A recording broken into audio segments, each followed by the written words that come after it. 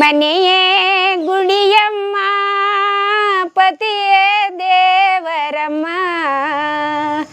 ದೇವರ ಮುಂದೆ ಕಿರುನಗೆಯೆಂಬ ಜ್ಯೋತಿಯ ಬೆಳಗಮ್ಮ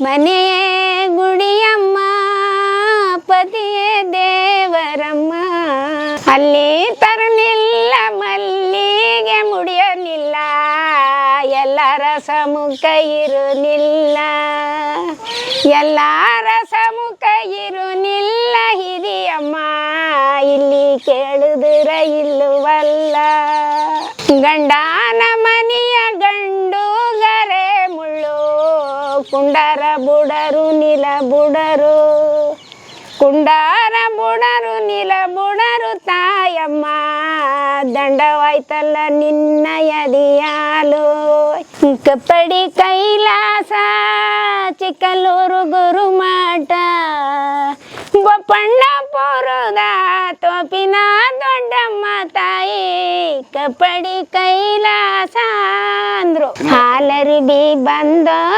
ನೂರೊಂದಾಲರುಬಿ ಬಂದ ಹಾಲರುಬಿ ಮೇಲೆ ಹೂವಿನ ದಂಡೆ ವಾಲಾಡಿ ಬಂದು ಬಾನಿಗೊಂದು ಎಲ್ಲ ಎಲ್ಲಿದೆ ನಿನ್ನ ಆಸೆ ಎಲ್ಲಿ ಕೊನೆಯಿದೆ ಏಕೆ ಕನಸು ಕಾಣುವೆ ನಿಧಾನಿಸು ನಿಧಾನಿಸು ಅಂತ ಮೈಕ್ ಹಾಕಿದ್ರು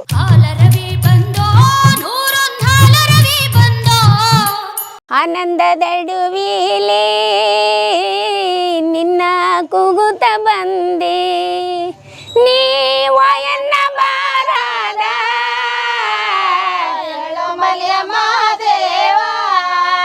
ಕತ್ತಲೆ ಮನೆಗಂಜಿ ಮಾಯ್ಕಾರ ಕಟ್ಟಿದ ಹುಲಿಗಂಜಿ ಹುಲಿಗಂಜಿ ಹುಲಿಯ ಮರಿಗಂಜಿ ಆನಂದದ ಬೇಲೆ ನಿಮ್ಮ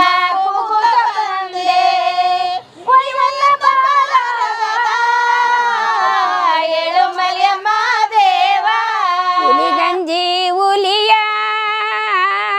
ಮರಿಗಂಜಿ ಮಾದೇವ ಸ್ವಾಮಿ ನಿಮಗಂಜಿ ನಾನು ಶರಣಂದು ಶರಣಂದೆ ಆನಂದದ ಬೇಲೆ ನಿಮ್ಮ ಕೂಗುತ್ತ ಬಂದೆ ಒಯ್ಯನ್ನ ಬಾರದ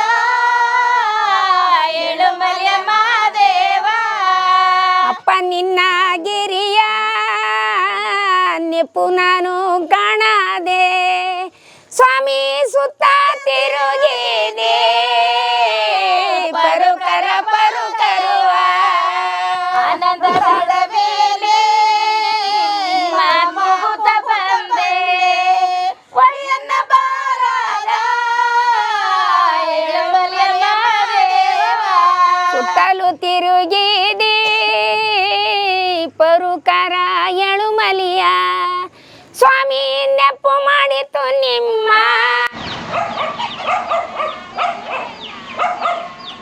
ಹೇಗಿದ್ದೀರಾ ಇದೆ ಮನೆ ಹೇಳಿರಿ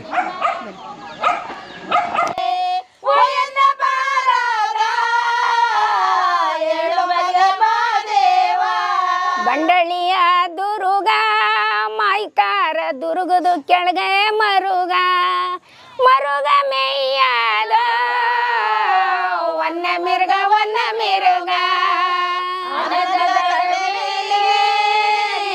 ನಿಮ್ಮ ಕೂಗುತ್ತ ಬಂದೆ ಒಯ್ಯನ ಬಾರದ ಎಳುಮಲೆಯ ಮಾದೇವ ಮರುಗ ಮೇಯ್ಯಾದ ಒನ್ನ ಮಿರುಗ ಮಾಯ್ಕಾರ ನೀ ಕೂತು ಮೆರೆಯಾದ ಕರು ಬರುಗ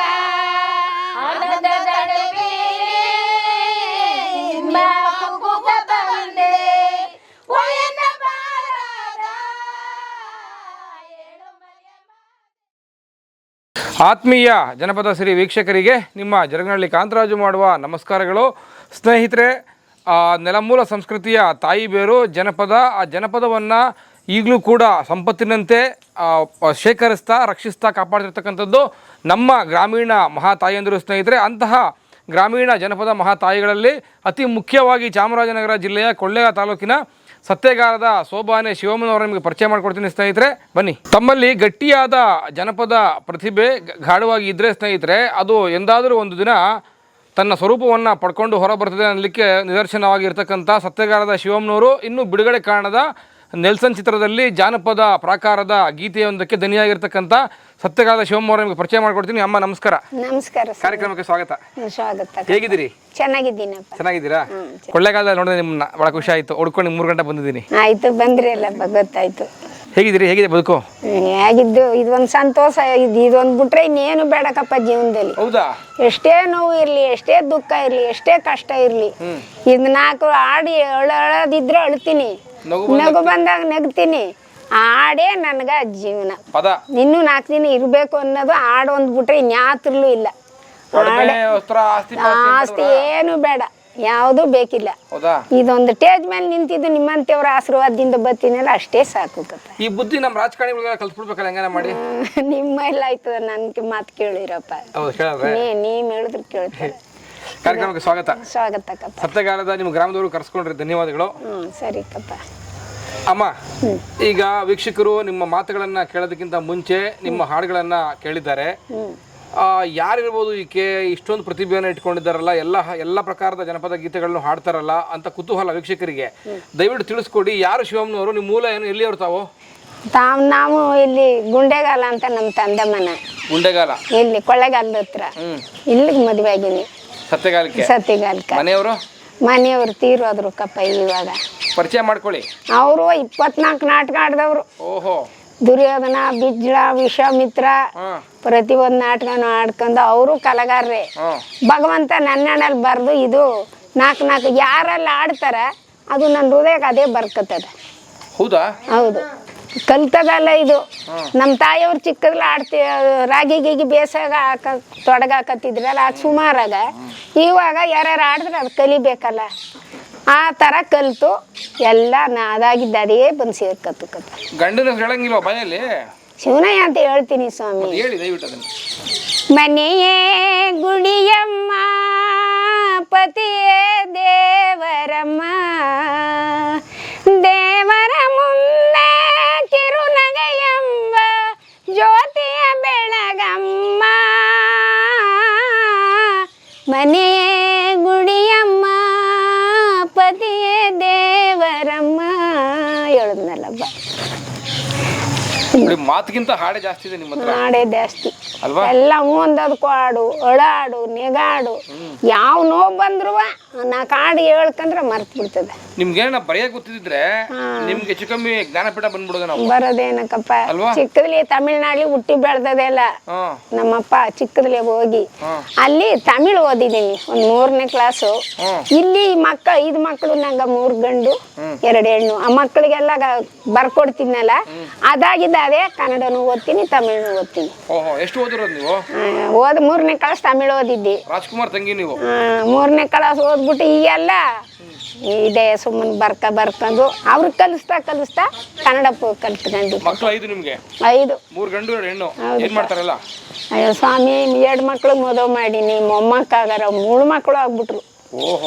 ಆದ್ರು ಮಗ ಒಬ್ರು ಮಾಜಿ ಚೇರ್ಮನ್ ಆಗಾರ, ದೊಡ್ಡ ಮಗ.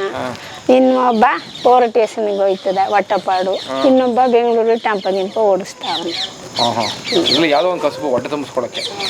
ಅಲ್ಲಿ ತರಲಿಲ್ಲ ಮಲ್ಲಿಗೆ ಮುಡಿಯಲಿಲ್ಲ, ಎಲ್ಲರ ಸಮ್ಮುಖ ಇರುನಿಲ್ಲ, ಎಲ್ಲರ ಸಮ್ಮುಖ ಇರುನಿಲ್ಲ, ಹಿರಿಯಮ್ಮ ಇಲ್ಲಿ ಕೇಳಿದ್ರ ಇಲ್ಲವಲ್ಲ ಅಂತ ಇವನು.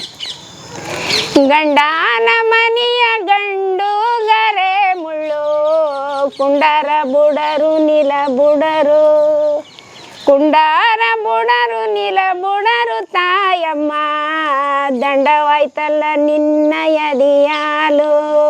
ಹೆಂಗೆ ತಳ್ಕೊಯ್ತೀನಿ. ತಂದೆ ತಾಯಿ ಮೇಲೆ ಆಡಿದ್ರೆ ಅದು 1 ಗಂಟೆ ಟೈಮ್ ಆಯ್ತದ. ಅಳವ್ರು ಅಳಿಸ್ತೀನಿ, ನೆಗವ್ರು ನೆಗಿಸ್ತೀನಿ. ಕೂಲಿ ಕಂಬಳಕ್ಕೆ ಹೋದ್ರು ಅಷ್ಟೇ, ಈಗಲೂ ಅಷ್ಟೇ. ನಾಟಿ ಮಾಡ್ಬೇಕಾದ್ರೆ ಕೂಲಿ ಮಾಡ್ಬೇಕಾದ್ರೆ ಎಲ್ಲ ಆಡ್ತಾ ಇರ್ತೀರಿ? ಆಡ್ತಾ ಇದ್ದಿಕ್ಕಪ್ಪ, ಈಗ ಹೋಗಲ್ಲ. ಎಷ್ಟು ಕೆಜಿ ಇದೆ ನಿಮ್ಮ ಹತ್ರ ಪದಗಳು? ಪದಗಳು ಆ ಸರಸ್ವತಿ ಇನ್ನೂ ಓದ್ ಮುಗ್ದಿಲ್ಲ, ಅರ್ಧ ಹೊತ್ತು ಅವ ಇನ್ನೂ ಮುಗ್ದಿಲ್ಲ. ನನಗೇನಾದ್ಲಿ ಒಂದೇನು ಹುಲ್ಕಡ್ಡಿ ಅಷ್ಟು ಇರ್ಬೋದು, ಯಾವುದೆತ್ತಿದ್ರು ಪದವಿ. ಹೇಗೆ ಶಿವಮ್ಮನವರ ಬದುಕಿನಲ್ಲಿ ಈ ಜಾನಪದ, ಈ ಸೋಬಾನೆ ಪದಗಳು ಹೇಗೆ ಪ್ರವೇಶ ಪಡ್ಕೊಂಡು ಅಂತ? ಪ್ರವೇಶ ಅಂದ್ರೆ ಅಲ್ಲಿ ಆಡ್ತಾ ಇದ್ರೆ ನಂಗೆ ಇಲ್ಲಿ ಗೊತ್ತಾಯ್ತ, ಹಂಗ ಆಡ್ತಾರಲ್ಲ ಅದೇ ಹಂಗೆ ಹಂಗೆ ಹಂಗೆ ಅದೇ ಜ್ಞಾನ. ಒಂದ್ಸಾರಿ ಬಾಣ್ತಿ ಮನೇಲಿ ಮನ್ಗಿದ್ದಿ, ಮನ್ಗಿದ್ದು ಎಲ್ಲ ಹೋಗರ ಕತೆ ನೋಡಕ್ ಆ ಬೀದಿಗ. ನಮ್ಮ ಮನೇಲಿ ಮನ್ಗಿನಿ, ಅಯ್ಯೋ ಬಾಣ್ತಾಗಿರ ಕತೆ ಕೇಳ್ಬೋದಾಗಿತ್ತು ಅಂತಿದ್ದಿ. ಅಲ್ಲಿ ಆಡಿದ್ರು ಒಬ್ರು, ಕಪ್ಪಡಿ ಕೈಲಾಸ ಚಿಕ್ಕಲ್ಲೂರು ಗುರುಮಾಟ ಬೊಪ್ಪಣ್ಣಪುರದ ತೋಪಿನ ದೊಡ್ಡಮ್ಮ ತಾಯಿ ಕಪ್ಪಡಿ ಕೈಲಾಸ ಅಂದ್ರು.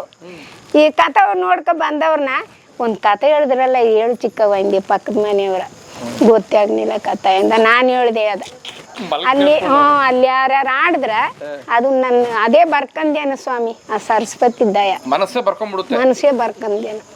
ಇದು ನಿಮ್ಮೊಬ್ರಿಗ ಅಥವಾ ಜಾನಪದ ಕಲಾವಿದರು ನಿಮ್ ತರ ಹಿರಿಯ ಮಹಾತಾಯಿಗಳು ಸೋಬಾನೆ ಆಡ್ತಾರಲ್ಲ, ಎಲ್ರಿಗೂ ಆತರ ಆಗುತ್ತೆ? ಇರ್ಬೋದು ಕಪ್ಪ, ಯಾರು ಅಲ್ವಾ? ಯಾಕಂದ್ರೆ ನೀವು ಓದೋರಲ್ಲ, ಬರ್ದೋರಲ್ಲ, ಆಡ್ಬೇಕಾದ್ರೆ ಪುಸ್ತಕ ನೋಡ್ಕೊಳಲ್ಲ. ಅಲ್ಲ, ಇಷ್ಟೊಂದು ಪದಗಳನ್ನ ಹೆಂಗ್ ಇಟ್ಕೊಂಡಿದ್ದೀವಿ? ಹೆಂಗೆ ಅಂದ್ರೆ ಅದೇ ತುಂಬದಕ್ಕಪ್ಪ. ಅವ ಸರಸ್ವತಿ ಹೊಲ್ದ್ರೆ ಏನ್ ಬೇಕಾರ ಮಾಡ್ತಾಳಕಪ್ಪ, ಅಲ್ವಾ?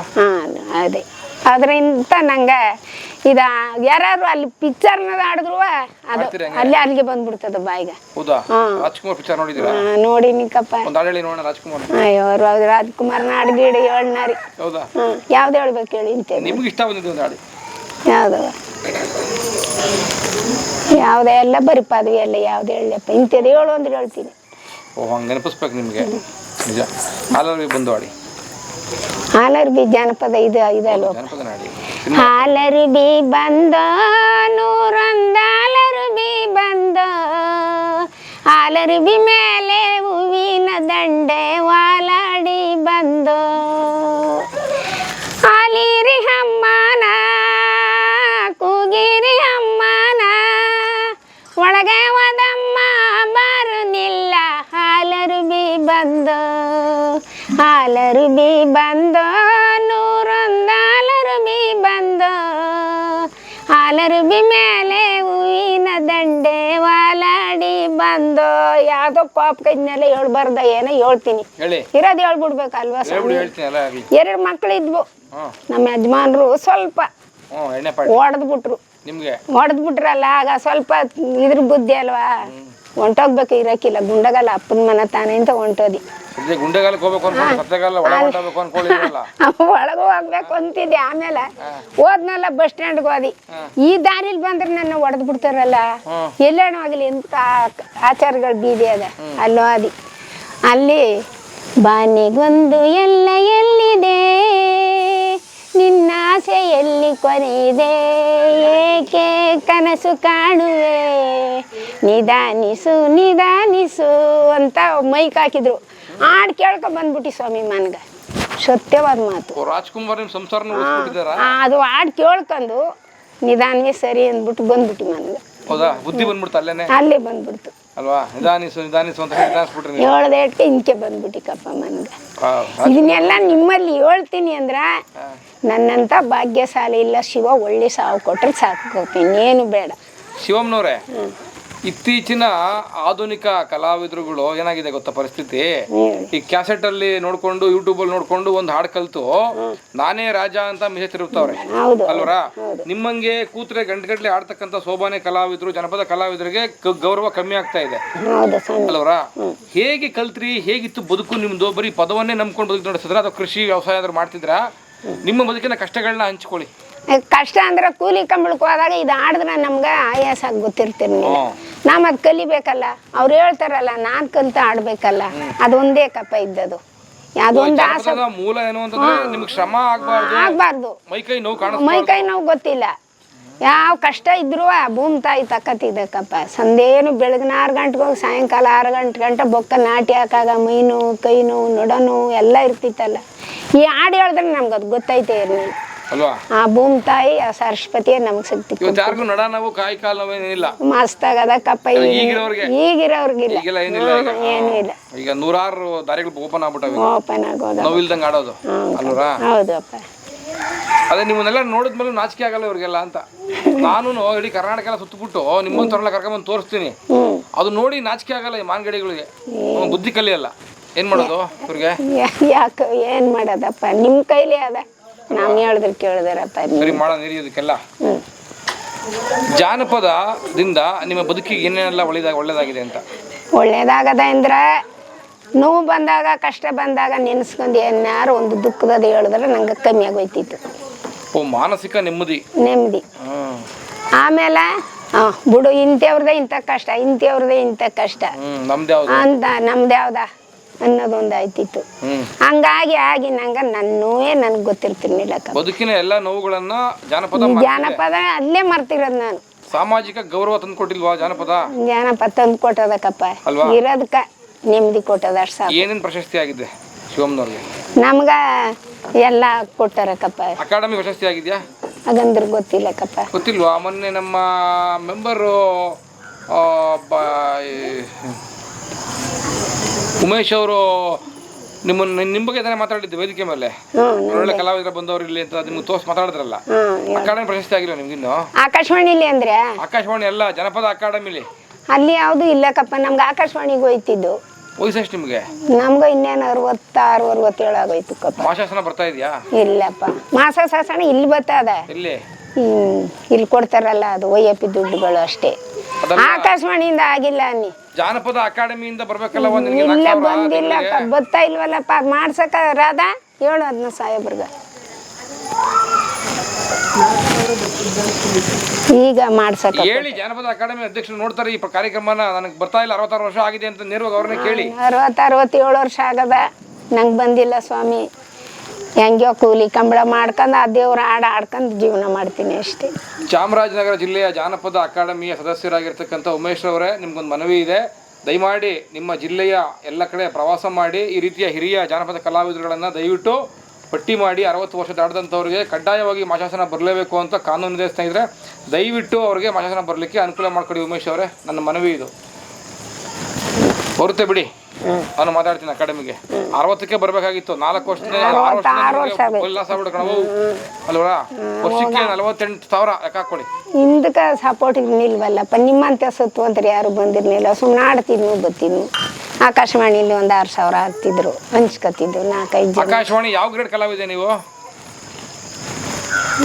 ಹಾಡುಗಳಿಗೆ ಇದೆಯಕ್ಕಪ್ಪ ಜಾನಪದ. ಎ ಗ್ರೇಡು, ಬಿ ಗ್ರೇಡು ಅಂತೆಲ್ಲ ಕೊಡ್ತಾರೆ ಅದರಲ್ಲಿ. ಮೈಸೂರು ಆಕಾಶವಾಣಿನಾ? ಮೈಸೂರು ಆಕಾಶವಾಣಿ ಎ ಗ್ರೇಡಾ? ಸರಿ ಸರಿ. ಆಕಾಶವಾಣಿಲೂ ಆಡಿದ್ದೀರಾ ನೀವು? ಆಡ್ತೀನಿ. 6 ವರ್ಷ 7 ವರ್ಷ ಆಯ್ತೀನಿ. ಸಿನಿಮಾಗೆ ಹೇಗೆ ಬಂತು ಅವಕಾಶ ನಿಮಗೆ?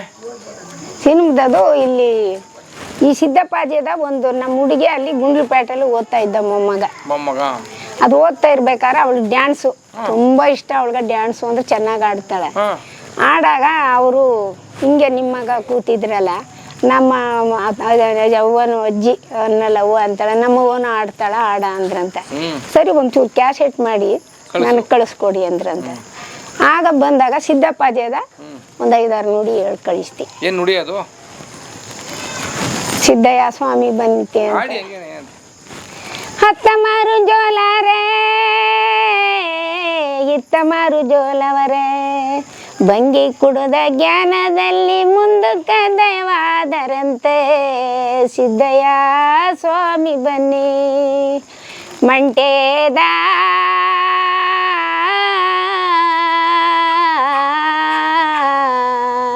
ಜ್ಯೋತಿಲಿಂಗಯ್ಯ ಬನ್ನಿ.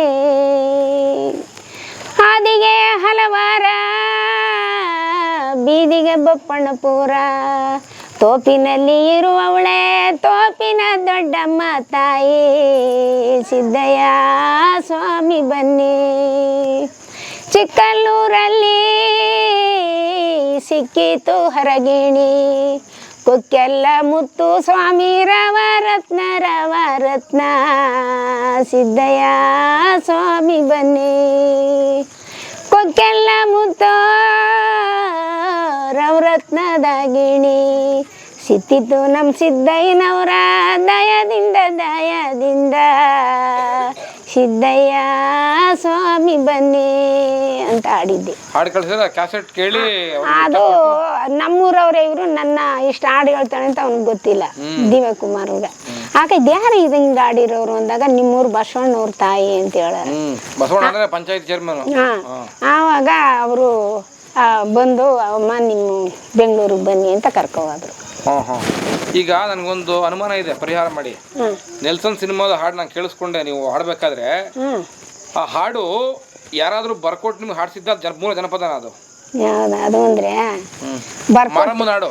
ಮಾರಮ್ಮನಾಡ ನಾಟಕಗಳಿಗೆ ಹೋದಾಗ ನನ್ಗಿಂತ ಹಿರೀಕರು ಹಾಡು ಹೇಳ್ತಿದ್ರು, ಅದನ್ನ ಕಲ್ತಿರೋದಷ್ಟೇ, ಬರೆಯೋದು ಇಲ್ಲ ಓದೋದು ಇಲ್ಲ.